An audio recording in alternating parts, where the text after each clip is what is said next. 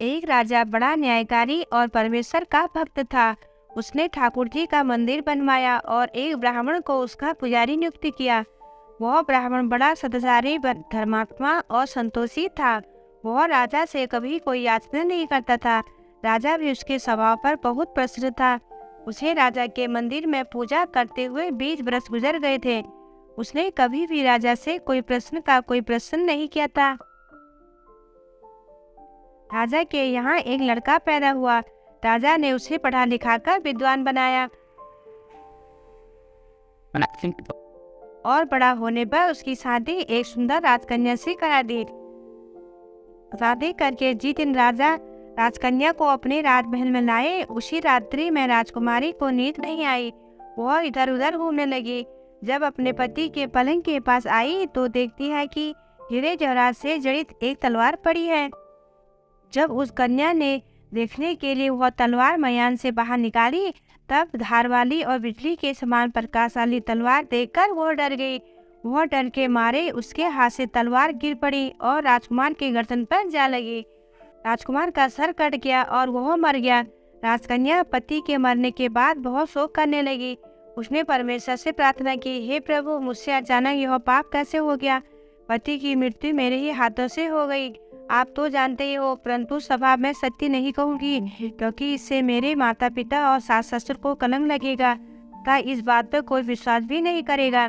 प्रातः काल जब पुजारी कुएं पे स्नान करने आया तो राजकन्या ने उसको देखकर विलाप करना शुरू किया और इस प्रकार कहने लगी, मेरे पति को मार गया। कोई लोग इकट्ठे हो गए और राजा सभा आकर पूछने लगे, किसने मारा? वो कहने लगी, मैं जानती तो नहीं हूँ कि कौन था, परंतु उसे ठाकुर जी के मंदिर में जाते देखा।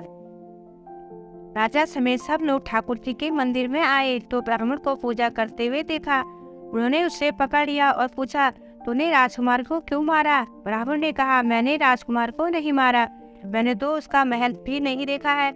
इसमें ईश्वर साक्षी है, बिना देखे किसी पर अपराध का दोष लगाना ठीक नहीं। ब्राह्मण की तो कोई बात नहीं सुन रहा था।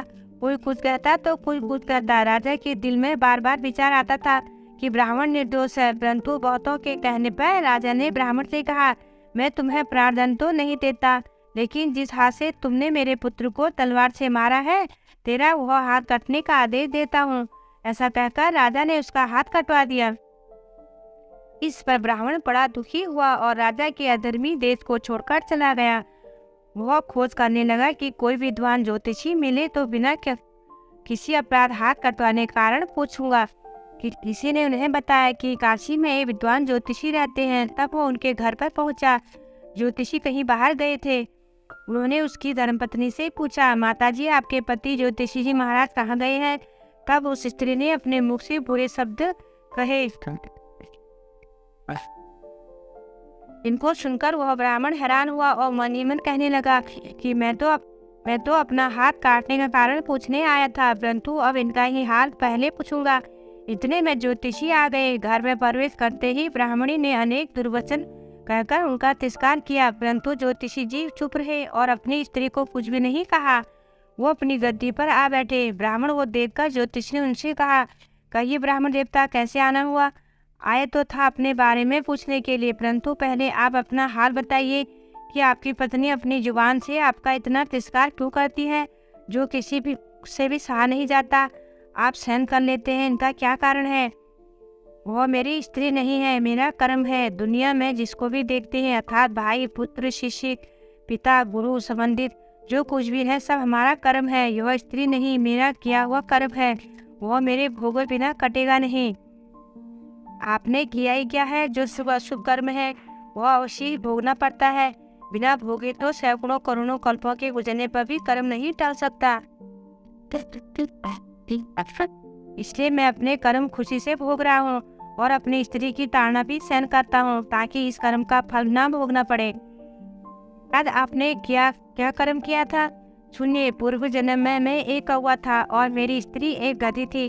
उसके पीठ पर फोड़ा था। फोड़े को पीड़ा से यह बड़ी दुखी थी और कमजोर भी हो गई थी। मेरा स्वभाव बड़ा दुष्ट था, इसलिए मैंने उसके फोड़े में चोट मारकर उसे ज्यादा दुखी करता था।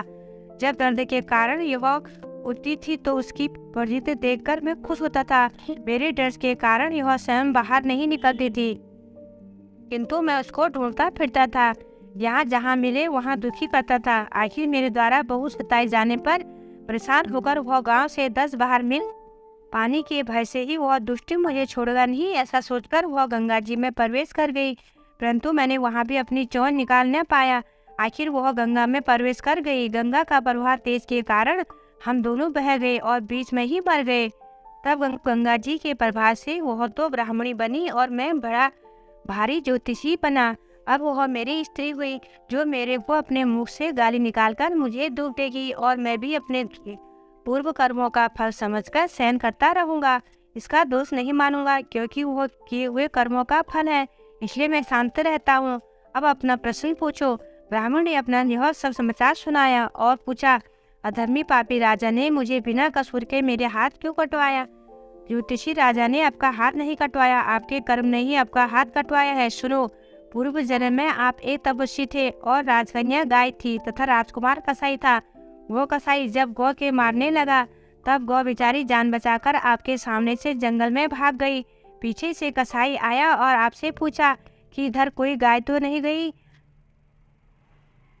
आपने प्रण कर रखा था कि झूठ नहीं बोलूंगा, तो जिस तरफ गाय गई थी उस तरफ अपने हाथ से इशारा किया था।